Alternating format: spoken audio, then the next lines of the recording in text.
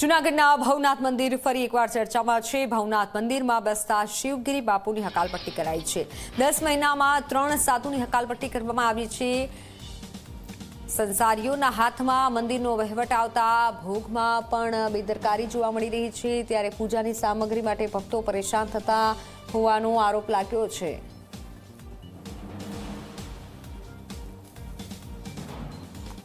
મારી અગાઉ પણ એક સાધુની હકાલપટ્ટી એવી રીતના કરવામાં આવી હતી, જેના પર કોઈ કારણ બતાવવામાં નથી આવ્યું।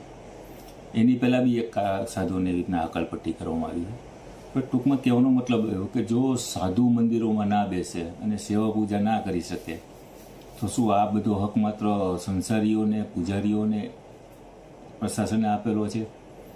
પ્રશાસને જ્યારથી ચાર્જ સંભાળ્યો છે, વહીવટ સંભાળ્યો છે, ત્યારથી એવું જ વાતાવરણ લાગે છે કે માત્ર ને માત્ર પૂજારીઓ અને મેનેજરો દ્વારા જે પ્રશાસન કરવામાં આવે, કોઈ સાધુની કોઈ કિંમત અથવા વેલ્યુ ન રહેવા દીધી। એટલે ભાઈ માત્ર સાધુઓ જ વિવાદ કરે છે, બીજા કોઈનો વિવાદ આવતો જ નથી। તો વિવાદ છે તો વિવાદનો અંત લાવો ને। મારી પ્રશાસનને એક જ વિનંતી છે કે વિવાદ છે, વિવાદ થાય છે, તમે એવું કારણ કહી અને કોઈ દરેક સાધુને હકાલપટ્ટી કરો છો તો વિવાદ થાય છે, તમને ખબર છે, તો તમે વિવાદનો અંત કેમ નથી લાવતા?